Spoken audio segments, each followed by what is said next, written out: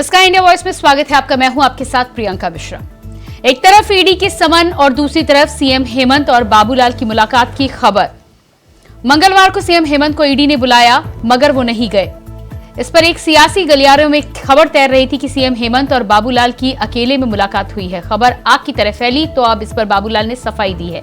बाबूलाल का कहना है कि खबर झूठी है और किसी भी हाल में हेमंत सोरेन से मुलाकात का सवाल नहीं उठता। तो ऐसे में सवाल यह है कि किसने फैलाई मुलाकात की झूठी खबर।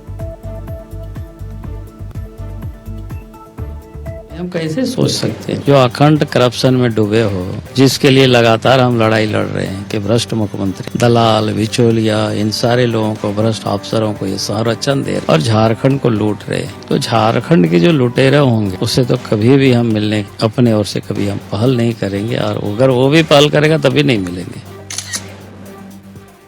मुख्यमंत्री हेमंत सोरेन से मुलाकात के कयासों पर बाबूलाल मरांडी ने बड़ा बयान दिया है। दावा ये कि मैं किसी ऐसे व्यक्ति से मिलने के बारे में सोच भी नहीं सकता जो भ्रष्टाचार में डूबा हुआ है। बाबूलाल मरांडी यही नहीं रुके, उन्होंने मुख्यमंत्री को लेकर ये तक कह दिया कि वो भ्रष्टाचार में इतने अखंड डूबे हुए हैं कि वो अपने राज्य के लोगों का सामना तक नहीं कर सकते। ईडी के छठे सम्मन पर भी मुख्यमंत्री के हाजिर ना होने पर बाबूलाल मरांडी ने हेमंत सोरेन को कैसे निशाने पर लिया, अब वो भी सुनिए। देखिए, मुख्यमंत्री ये गलती कर रहे हैं और इससे बिल्कुल स्पष्ट हो रहा है। अब राज्य की जनता इस बात को भाली भांति समझ रही है। अगर वो गड़बड़ नहीं किए हो रहते तो फिर भागते नहीं, सीना तान करके पहुंचते ईडी ऑफिस। लेकिन चूंकि इन्होंने इतना गड़बड़ किया हुआ है, उनके पास कोई उत्तर नहीं है जवाब देने को, तो इसलिए कभी हाई कोर्ट, कभी सुप्रीम कोर्ट, और इसलिए बचने के लिए यहाँ से वहां भागते फिर रहे हैं। भाई कब तक भागेंगे? अब तो लगता है वो भागते भागते वो हटवार ही पहुंच जाएंगे हेमंत सोरेन। इसलिए अच्छा ये होता कि वो हाजिर होते, अपनी बात को स्पष्ट रूप से रखते। दरअसल मंगलवार को सियासी फिजाओं में खबरें उड़ी कि प्रदेश बीजेपी के अध्यक्ष बाबूलाल मरांडी और मुख्यमंत्री हेमंत सोरेन की मुलाकात हुई है। हालांकि कोई भी इसकी आधिकारिक पुष्टि नहीं कर सका। रांची से लेकर दुमका तक कयासों का सिलसिला चलता रहा। इस बीच दुमका में सरकार आपके द्वार कार्यक्रम में जनसभा को संबोधित करते हुए मुख्यमंत्री हेमंत सोरेन भी बीजेपी पर निशाने साध रहे थे, मगर वो छठी बार भी ईडी के बुलावे पर संबंध में पूछताछ के लिए हाजिर नहीं हुए। दरअसल झारखंड के मुख्यमंत्री हेमंत सोरेन कथित भूमि घोटाले से जुड़े मामले में पूछताछ के लिए मंगलवार को उन्हें परिवर्तन निदेशालय के सामने पेश होना था, मगर वो इस बार भी सवालों का जवाब देने की बजाय दुमका कूच कर गए। अब बाबूलाल मरांडी और हेमंत सोरेन की मुलाकात की खबरों ने इस सियासी फिजाओं का रुख मोड़ने का काम किया था, जिस पर बाबूलाल मरांडी ने सफाई दी है कि मुलाकात का सवाल नहीं उठता। जब मुख्यमंत्री रह करके कानून को ठेंगा दिखा रहे तो वैसे मुख्यमंत्री से अब राज्य में कानून का कैसे पालन कराया जा सकता है? तो कैसे किसको और कह सकते हैं कि नहीं साहब आप उसको गिरफ्तार करिए, उसको हाजिर करिए? तो जो खुद ही कानून को नहीं मान रहे हैं तो दूसरों को किस मुख से कह सकते? इसलिए वो गलत कर रहे हैं और मुख्यमंत्री को भागना नहीं चाहिए, और भागेंगे तो एक दिन भागते भागते वो ओटवार पहुंच ही जाएंगे। दरअसल झारखंड में भूमाफिया और अवैध तरीके से जमीन हड़पने के मामले में चल रही ईडी की जांच की आंच सीएम तक पहुंच चुकी है। लैंड स्कैम के इस मामले में 14 लोगों की गिरफ्तारी हो चुकी है। इसमें 2011 बैच के आईएएस अधिकारी छवि रंजन भी शामिल हैं। मगर सीएम तक पहुंची जांच की आंच से खुद सीएम ईडी के सवालों से भाग रहे हैं, ये आरोप बीजेपी लगा रही है। ऐसे में सियासत के खेल में एक दूसरे पर वार पलटवार का दौर जारी है। Bureau report, India voice, Ranchi.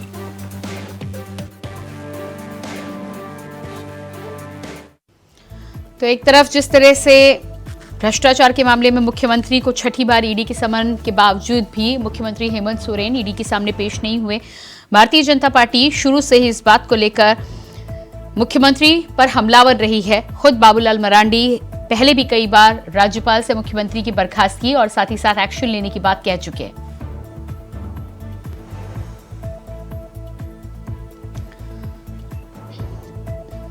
तो आज इसी पर हम करेंगे चर्चा। मेहमानों से मैं आपका परिचय करा दूं। सुमित शरण बीजेपी नेता हमारे साथ जुड़ चुके हैं, बहुत स्वागत है आपका। एलन तिवारी जी कांग्रेस नेता हमारे साथ है, आपका भी बहुत बहुत स्वागत है। और राजेश मंडल जी जेएमएम नेता हमारे साथ है, आपका भी बहुत बहुत स्वागत है। तो सबसे पहला सवाल यहाँ पर राजेश मंडल जी आपके पास ही मैं आती हूँ। जिस तरह से छठी बार समन के बाद भी मुख्यमंत्री पेश नहीं हुए हैं, ऐसे में बाबूलाल मरांडी का तो अब ये कहना है कि कब तक भागेंगे मुख्यमंत्री, भागते भागते कहीं जेल ही ना पहुंच जाए।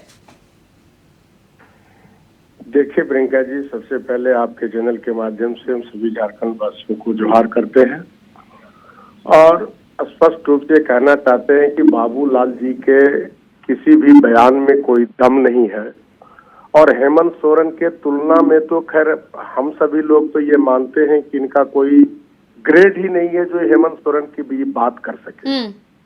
जी, हेमंत सोरेन से तुलना करने से पहले इनको सोचना चाहिए कि झारखंड राज्य के पहले मुख्यमंत्री रहे और अगर कहिए भ्रष्टाचार या अनियमितता का बीजारोपण यही बाबूलाल मरांडी जी ने ही किए हैं।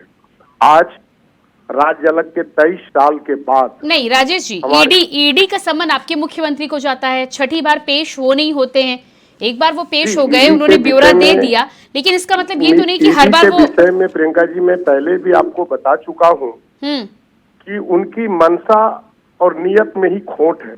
और आज ईडी का चेहरा ही ऐसा बन चुका है कि केंद्र सरकार के निर्देश पर ये केंद्र सरकार नहीं राजेश जी, अगर आपको मंशा में खोट भी नजर आता है तो सामने पेश होकर अपनी बात रखने में क्या आपत्ति है? क्या आपको डर लगता है कि ईडी के सामने पेश होंगे तो वहीं से आपकी गिरफ्तारी, मुख्यमंत्री जी की गिरफ्तारी हो जाएगी? सामने रख रहे, पहले बार के सम्मन के बाद दूसरी बार ही हमारे मुख्यमंत्री हेमंत सोरेन जी ईडी के कार्यालय अरे लेकिन राजेश जी, ये तो मामला दूसरा है ना। सुमित जी जवाब दीजिएगा। जी, ये मामला दूसरा तीसरा मैडम ये बता रहे हैं कि एक साजिश है, ईडी एक साजिश के तहत ऐसी कार्रवाई कर रही है।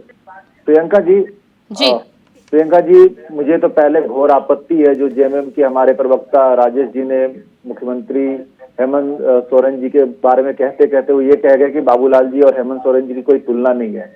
तो मैं राजेश जी को मैं याद दिला देना चाहता हूँ कि जब बाबूलाल मरांडी जी पहली बार सांसद बने थे तो उनके माता और पिता दोनों को हरा के ही सांसद बने थे हेमंत सोरेन जी के, और राज्य के पहले मुख्यमंत्री बने थे। तो दोनों की तुलना करने में और दोनों की जो स्थिति है उसकी तुलना करने से पहले अगर शब्दों का संयम रखें हम लोग तो ज्यादा अच्छा रहेगा। और आज हमारे प्रदेश अध्यक्ष बाबूलाल मरांडी जी ने कुछ बातें उठाई है और लगातार वो बातों को उठा रहे हैं, तो उस बात पे हमें गंभीरता से देखना होगा कि वो किन मुद्दों को उठा रहे हैं। यहाँ कोई बाबूलाल मरांडी जी के व्यक्तिगत मामले या कोई भारतीय जनता पार्टी के मामले की बात नहीं है, ये राज्य के मामले की बात है। राज्य के मुखिया के ऊपर आरोप लगा है, राज्य के मुख्यमंत्री के ऊपर आरोप लगा है कि वो किसी जो भूमि से जुड़ी हुई मामले हैं जो उसमें घोटाले से संबंधित उनको पूछताछ के लिए बुलाया जा रहा है और उसमें धन शोधन अधिनियम के तहत उनसे पूछताछ की जानी चाहिए, ईडी करनी चाह रही है। तो इसमें 6 बार बुला दिया गया। तो हमारे प्रदेश अध्यक्ष इस राज्य के प्रथम मुख्यमंत्री बाबूलाल मरांडी जी सिर्फ ये कह रहे हैं कि भैया छोटे से छोटे मामले में भी लोगों को कानून के प्रति जागरूक रखने के लिए, कानून के प्रति सम्मान उनके लिए रहे। राज्य के लोगों को ये पता कैसे चलेगा अगर राज्य का मुखिया ही कानून को तोड़ेगा, राज्य का मुखिया बार बार बुलावे पे नहीं जाएगा तो कोई दूसरा सामान्य झारखंडी कभी क्या उसको कानून से बुलावा आएगा तो वो जाने से पहले वो नहीं कहेगा कि भाई मुख्यमंत्री नहीं जा रहे, हम भी नहीं जाएंगे। तो कानून के प्रति जो सम्मान बना रहना चाहिए, उस सम्मान के मामले को हमारे जो प्रथम मुख्यमंत्री हमारे प्रदेश अध्यक्ष बाबूलाल मरांडी जी उठा रहे हैं, उस मामले में बात न करके ये इधर उधर की बातें कर रहे हैं। लक्ष्मी नारायण तिवारी जी का जो पद है उस पद में पहुंचने के लिए हेमंत सोरेन को लक्ष्मी नारायण तिवारी जी, राजनीतिक आरोप प्रत्यारोप अलग बात है, लेकिन कानून से तो कोई बड़ा नहीं है ना। देखिए मैडम, एकदम आपकी बात से मैं सहमत हूँ, लेकिन आखिर जैसे शिशुपाल की हत्या हुई, भगवान कृष्ण ने कहा था 99 गलती करोगे नहीं कुछ नहीं बोलेंगे, 100 पूरा करोगे मार देंगे। तो हम ये कह रहे हैं कि ईडी ने क्या कोई नंबर तय किया है? जैसे बार बार ये कहा जा रहा है कि 6 बार हो गया और वो उसका पालन नहीं कर रहे हैं, तो आखिर कितनी बार के बाद कार्रवाई करेंगे? मान लीजिए 7वां बार हुआ। नहीं तो लक्ष्मी नारायण जी ये बताइए, क्या कार्रवाई का इंतजार किया जा रहा है? क्या जानबूझ के? क्या देखिए, जब उन्होंने एक बार मिल करके ईडी दफ्तर में सारी बात स्पष्ट कर दिया है, तो आज माननीय मुख्यमंत्री हेमंत सोरेन का बयान आया है, आप भी देखी होंगी कि हमारी छवि को धूमिल करने के लिए, दागदार करने के लिए ये कार्रवाई बार बार की जा रही है कि 7 बार हुआ, 8 बार हुआ, 11 बार हो गया और मुख्यमंत्री भागे चल रहे। मेरा कहना है कि कोई नंबर ऑफ सम्मन तय कर दिया जाए कि ये अब हो गया भाई, 6 बार हो गया, 7वां बार जा रहा है, नहीं आइएगा तो हम कार्रवाई करेंगे। आप तो नंबर बढ़ाते जा रहे हैं, 1 के बाद 2, 2 के बाद 3, 3 के बाद 4, 4 के बाद नहीं तो लक्ष्मी नारायण तिवारी जी, आपकी पार्टी का या सरकार का जो भी नियम हो, ईडी का तो एक नियम होगा ना। ईडी अपने नियम के तहत ही काम करेगी। मुख्यमंत्री ने जिस तरह से यहाँ पर पत्र भेजकर ईडी को इस बात से पूछा है कि किस संबंध में आप बुलाना चाहते हैं, ईडी ने तो इस बात की जानकारी पहले ही दे दी है ना कि जमीन घोटाले के संबंध में पूछताछ है। उन्हें पूछताछ से डर क्यों लग रहा है? यदि वो सामने पेश होकर भी अपनी बात रखते तो ऐसा क्या, किस बात का डर है, ये बताइए। प्रियंका मैडम, आपने ये भी देखा होगा, एक बयान आया है माननीय महामहिम राज्यपाल महोदय का कि वो चिट्ठी जो आई है चुनाव आयोग से, अब वो खुलेगी।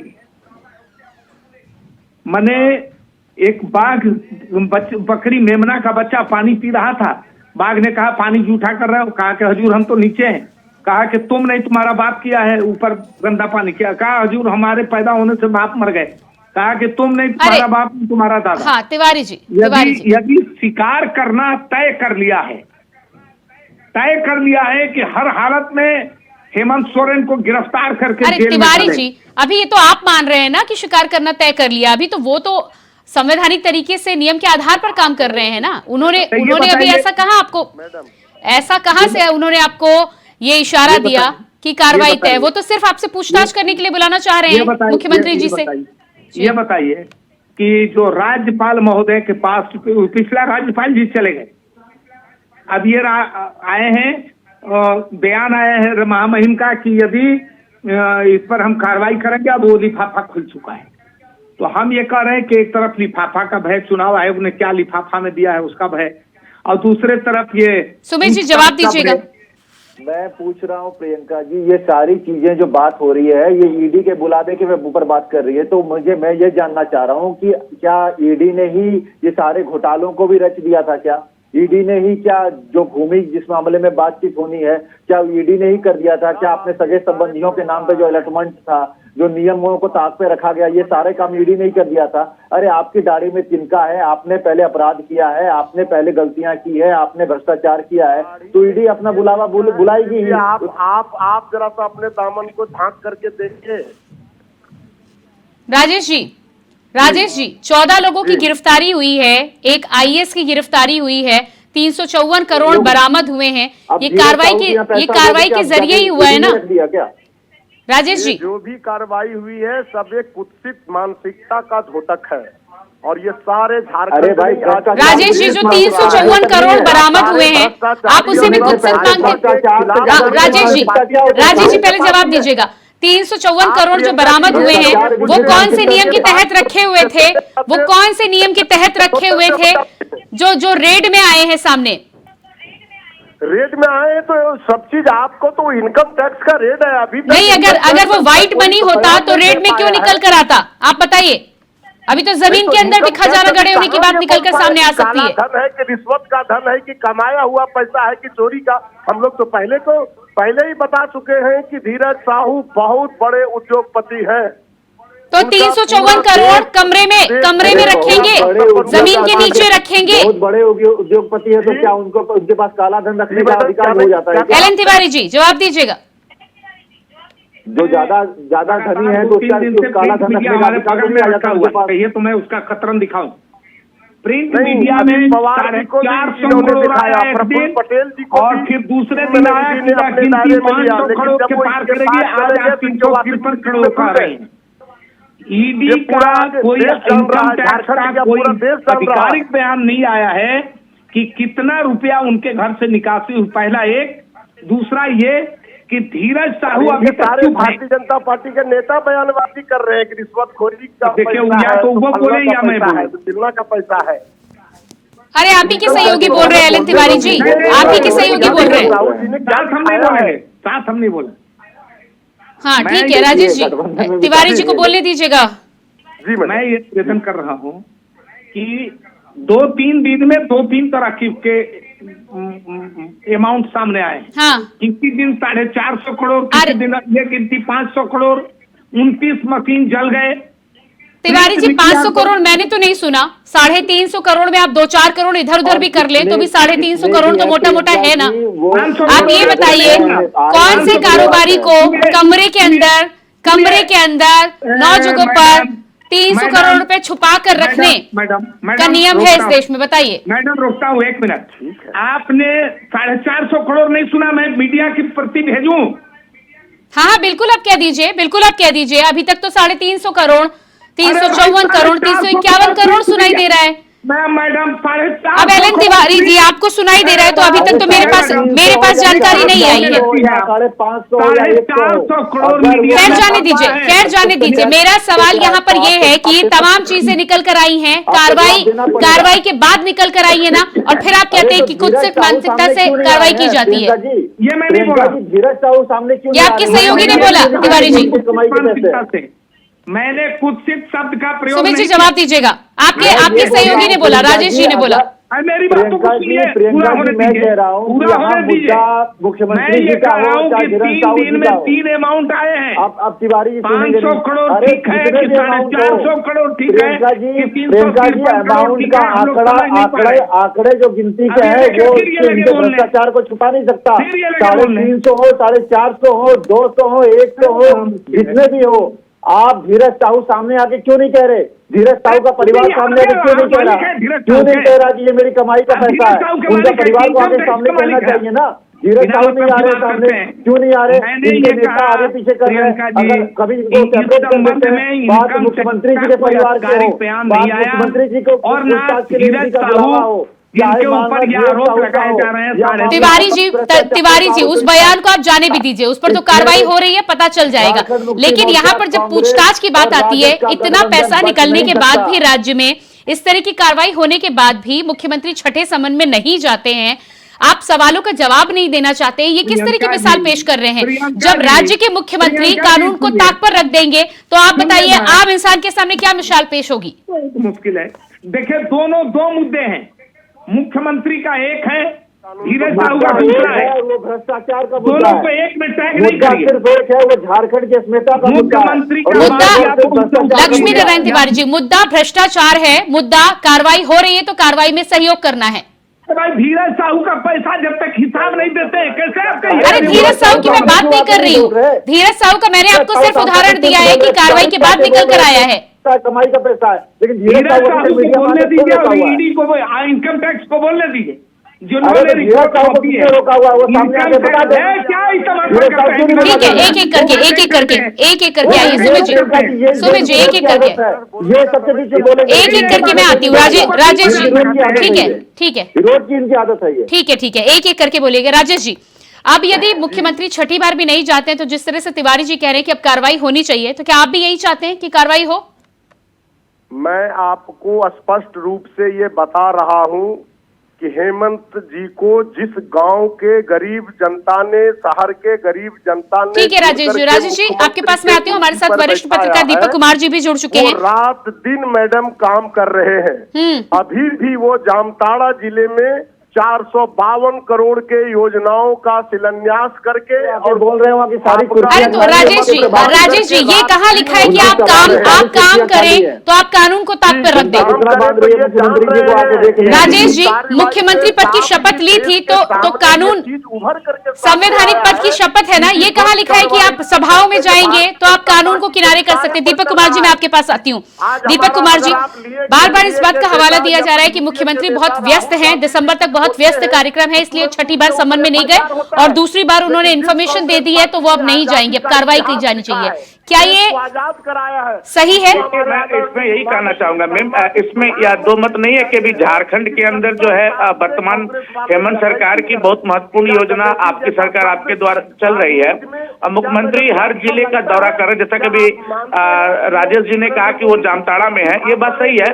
तो ये चीज है कि फिर भी जो मैंने जो कहा कि जैसे केंद्रीय एजेंसी का ये छठी बार सम्मन है, मुख्यमंत्री एक बार जा चुके हैं, उनको जाना चाहिए। लेकिन ये चीज है कि वो अभी जो कैश निकला है कांग्रेस के सांसद के, वो अलग मामला है और मुख्यमंत्री का अलग मामला है। इसको भाजपा दोनों तरफ से जोड़ करके देख रही है, वह सिर्फ राजनीति कर रही है। लेकिन ये मामला काफी संवेदनशील है, क्योंकि एक संवैधानिक, एक राज्य के निर्वाचित मुख्यमंत्री को, एक संवैधानिक कार्यकारी प्रधान को ईडी ने सम्मन जारी किया है। तो थोड़ा सा इसमें जो है भाजपा को भी इस बात को समझना चाहिए कि उनका बयानबाजी जो होता है वो सभी कॉर्नर पे बैटिंग करने जैसा होता है, वो सभी चीज को एक साथ मिला करके करते हैं। लेकिन हाँ, ये चीज है कि ये बातें हैं कि जब केंद्रीय एजेंसी अगर ने सम्मन जारी किया तो कहने के मुख्यमंत्री को ठीक है वो जाए नहीं, लेकिन कुछ न कुछ उनको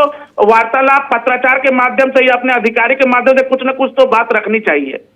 बिल्कुल। सुमित जी, तो यही बात दीपक जी का कहना है कि दोनों मामले बिल्कुल अलग अलग है। मैं जवाब दे रहा हूँ, लेकिन उन लोगों को शांत कराइए। प्रियंका जी, मैं सबकी बात सुनता हूँ। मैं 2-3 बातें रखना चाहता हूँ। सरकार आपके द्वार कार्यक्रम कोई कल शुरू नहीं हुआ है। सरकार आपके द्वार कार्यक्रम कभी लंबे समय से चल रहा है। वहां पैसे के बम्बरबाट हो रहा है, वो अलग मामला, मैं उस पर नहीं जाना चाहता। लेकिन मैं ये जानना चाह रहा हूँ कि जब ईडी ने सम्मन दिया, उससे पहले भी सरकार आपके द्वार कार्यक्रम चल रहा था। अगर जामताड़ा जिले की बात हो जाए तो जामताड़ा जिले में सरकार आपके द्वारा कार्यक्रम चल रहा है। भारतीय जनता पार्टी को देखा नहीं जा रहा है। सरकार आपके द्वारा चल रहा है, चुनी गई अपने पार्टी कार्यालय घर से निकल करके देखिए झारखंड में किस तरह से उत्सव का माहौल है। जानबूझ और रही बात भारतीय जनता पार्टी को जो बांटा जा रहा है, कहा कि भारतीय जनता गाड़ी पार्टी योजना चला रही है, गाँव में तो 200 अगर भ्रष्टाचार का मामला होता है तो हमारे लिए एक मामला होता है। राज्य की अस्मिता देश के पैसे की बात आएगी तो हमारे लिए मामला एक होगा, चाहे वो धीरज साहू हो, चाहे हेमंत सोरेन हो, चाहे कोई और मामला हो। आप लगातार बताइए कि धन शोधन नियम के तहत मुख्यमंत्री जी के साथ पूछताछ होनी थी, उसमें पीएमएलए के साथ पूछताछ होनी थी। मुख्यमंत्री जी जाके वहाँ पे मदद कर सकते थे, वो जाके वहाँ बता सकते थे कि हाँ मुझे इस मामले में ये जानकारी है। लेकिन मैं ये बता रहा हूँ, ठीक है राजेश जी, छोटी सी बात सरकार आपके द्वार कार्यक्रम की जहाँ तक बात है, इसकी हमारे समृद्ध ठीक है राजेश जी सवाल सुन लीजिए मेरा। राजेश जी सवाल सुन लीजिए ना। राजेश जी, अरे राजेश जी पहले सवाल तो सुनिए। राजेश जी आपसे अनुरोध है, शांत हो जाइए प्लीज। क्यों नहीं करने दिया जा रहा? सुमित जी आप शांत हो जाइए। राजेश जी आप सवाल सुन लीजिए। अगर आप खुद ही बोलेंगे सवाल नहीं सुनेंगे तो किस तरह से जवाब देंगे आप? राजेश जी सवाल सुनिए मेरा। विकास की आप बात कर रहे हैं, तमाम विकास की आप बात करें, व्यस्त कार्यक्रम की भी बात करें। भ्रष्टाचार मुक्त भ्रष्टाचार यदि राज्य में होता है तो भ्रष्टाचार दूर करने की, भ्रष्टाचार पर सवाल जवाब करके उसे पाक साफ रखने की जिम्मेदारी किसकी है? आपकी सरकार की नहीं है। राजेश जी आप मुझे सुनिए तो सही। अरे राजेश जी भाई शांत हो जाइए। राजेश जी, अरे आपसे हाथ जोड़ के विनती कर रही हूं मैं, शांत हो जाइए ना। आप तो सुनने को तैयार नहीं है। आप पत्रकार की नहीं सुनेंगे, जनता की कैसे सुनेंगे बताइए आप? 36,000 करोड़ रुपया ये लोग कैंसर। राजेश जी मैं आपका ऑडियो डाउन करवा रही हूँ, आप मेरा सवाल सुन नहीं रहे, मैं ऑडियो डाउन करवा रही हूँ। एलन तिवारी जी मैं आपके पास आऊंगी। आपके सहयोगी इसी तरह से हैं, सुनने को तैयार ही नहीं है, बात ही नहीं सुनना चाहते। आप मुझे ये बताइए, विकास के आप तमाम कामों की बात करें, ठीक है, चुनाव से पहले आपको प्रचार भी करना है, काम भी करने हैं, जनता के बीच में जाइए, लेकिन भ्रष्टाचार की जब बात आती है तो अपने आप को पाक साफ करना, भ्रष्टाचार को दूर करना, जनता के सामने सही छवि पेश करना, ये किसकी जिम्मेदारी है? ईडी की जिम्मेदारी है या आपकी जिम्मेदारी है? नहीं, वो तो मेरी जिम्मेदारी है, लेकिन क्या कर रहे हैं मुख्यमंत्री अपना काम? ना सुनिए ना, अब हमको उत्तर देने दीजिएगा ना। अभी दीपक कुमार जी ने बहुत विनम्रता से जो बातें कही हैं वो सुना है आपने। उन्होंने ये कहा कि मुख्यमंत्री जी संवैधानिक पद पर हैं, उनको यदि सम्मन गया है तो वो व्यवस्था के कारण नहीं भी जा सकते हैं, तो अपने कर्मचारी नहीं। दीपक कुमार जी ने ये भी कहा है कि जाना चाहिए, आपने ये नहीं सुना शायद। हम भी कह रहे हैं कि जाना चाहिए, लेकिन आप ये भी सुनिए कि उन्होंने भी कहा और मैं भी कह रहा हूं ये बात, ये भी सुनिए आप, कि उन्होंने अपने कर्मचारी सूरज कुमार का नाम आया है मीडिया में, सूरज कुमार जी के द्वारा अपनी बात को लिख करके उन्होंने भेज दिया है। इसके पहले वो अपने जाके ईडी कार्यालय में स्वयं उपस्थित होकर के स्थिति स्पष्ट करके आए। अब उसके बाद उनके कार्यक्रम की व्यवस्था को ध्यान में रख करके ईडी बार बार सम्मन भेज रही है। तो हम तो बहुत विनम्रता से ये कहेंगे कि कल भी हाँ, तो मैंने लक्ष्मी आपसे- नारायण तिवारी जी, आपको ये भी पता होगा कि क्या लिखकर भेजा है। उन्होंने लिख के भेजा है कि मैंने ब्यौरा दे दिया है, लेकिन ये मामला दूसरा है, शायद आप भी जानते होंगे। देखिए, हम कि जानते हैं। पत्राचार के द्वारा भी वो मुझसे जवाब मांग सकते हैं, क्योंकि मेरा व्यस्त कार्यक्रम है। तो क्या ईडी ऐसा नहीं कर सकती है? राजेश मंडल जी, राजेश मंडल जी, राजेश मंडल जी, अब तमाम एजेंसियां फिर आप कहेंगे कि तमाम एजेंसियां बीजेपी चलाती है, एजेंसियां आपके माध्यम से चलेंगी क्या? दीपक कुमार जी जवाब दीजिएगा इस पर। एजेंसी क्या मुख्यमंत्री के साथ, ठीक है एक दो बार नहीं आए, छठे बार सम्मन गया है, लेकिन क्या मुख्यमंत्री के हिसाब से एजेंसियां चलेंगी क्या? नहीं, वो तो बिल्कुल नहीं है, क्योंकि जब बात भ्रष्टाचार की है तो अगर हम राजनीति करते हैं तो एक जनप्रतिनिधि का कर्तव्य होता है कि वह एक उदाहरण देश और राज्य के सामने पेश करे, उनसे अपेक्षा भी की जाती है। लेकिन उन्होंने अपने अधिकारियों के माध्यम से जो बातें लिखी है, जो बात हमारे लोगों के सामने आ रही है, उन्होंने कहा है कि कहीं ना कहीं द्वेष की भावना से ईडी सम्मन जारी कर रही है और कहीं ना कहीं केंद्र की सरकार जो है राज्य की सरकार को राजनीतिक रूप से अस्थिर करना चाहती है, जिसके लिए कि वह ईडी का इस्तेमाल कर रही है। उन्होंने ये बातें पिटीशन में हाई कोर्ट में भी लिख कहा है और ये बातें रखी है। लेकिन दीपक कुमार जी, एक छोटा सा सवाल यहाँ पर सुन लीजिए। यदि ऐसी कोई बात होती तो सुप्रीम कोर्ट और हाई कोर्ट जो है वो, आप उन पर तो भरोसा करेंगे ना? आप केंद्रीय एजेंसी पर भरोसा ना करें तो कम से कम कोर्ट पर तो भरोसा करेंगे। जब कोर्ट ने कह लिया, निश्चित रूप से सुप्रीम कोर्ट और हाई कोर्ट ने कहा है कि ईडी एक सेंट्रल कमिटी, केंद्रीय जांच एजेंसी है, सम्मन भेज सकती उन्हें है, अधिकार है सम्मन जारी करने का, इस पर वो कोई कार्रवाई नहीं कर सकते हैं। जी, तो अब जब कोर्ट ने भी कह दिया तो आप एजेंसी की भी नहीं सुनेंगे, आप कोर्ट की भी नहीं सुनेंगे, तो आप बताइए आप कानून से ऊपर हैं क्या? सुप्रीम कोर्ट से बड़ा तो कुछ नहीं है ना देश में। हमारे देश में ma'am there is a rule of law, कानून का शासन है, किसी व्यक्ति का शासन नहीं है, और हम सभी उस संविधान और उस कानून के तहत हैं। राजेश मंडल जी बताइए, सुप्रीम कोर्ट ने भी अब आदेश ये दे दिया है कि ईडी के सम्मन को रोका नहीं जा सकता, लेकिन मुख्यमंत्री तब भी नहीं गए। सुप्रीम कोर्ट से भी बड़े हैं? नहीं, बिल्कुल नहीं, एकदम सुप्रीम कोर्ट से कोई बड़ा नहीं है। हमारे मुख्यमंत्री जी ने आप तमाम मीडिया के माध्यम से यहाँ पे लेकिन ये चीज है कि भाजपा जिस तरह से बात को हर तरह से लपेट के कर रही है, क्योंकि मुख्यमंत्री कोई आम व्यक्ति नहीं है कि जिसे मतलब कि ये उठा करके कहीं ले जाए। जो एक ठीक है, अब देखना ही होगा कि ईडी का अगला कदम क्या होता है। फिलहाल बीच बीच में बाबूलाल मरांडी से मुलाकात की भी खबरें सामने आ रही थी, जिसको उन्होंने नकारा है। आप सभी का मैं बहुत बहुत धन्यवाद दूंगी। सुमित जी बहुत धन्यवाद, लक्ष्मी जी बहुत बहुत आपका धन्यवाद, राजेश जी आपका भी, और दीपक जी आपका भी बहुत बहुत धन्यवाद। तो हम यहाँ पर बातचीत कर रहे थे छठी बार मुख्यमंत्री के सम्मन के बाद जिस तरह से मुख्यमंत्री हाजिर नहीं हुए, ऐसे में झारखंड में आरोप प्रत्यारोप का दौर जारी है। अब देखना ही होगा कि ईडी का अगला कदम क्या होता है और मुख्यमंत्री का अगला कदम क्या होगा। फिलहाल हमारे इस खास कार्यक्रम में इतना ही। खबरों के लिए बने रहिए इंडिया वॉइस के साथ। मुझे दीजिए इजाजत, नमस्कार।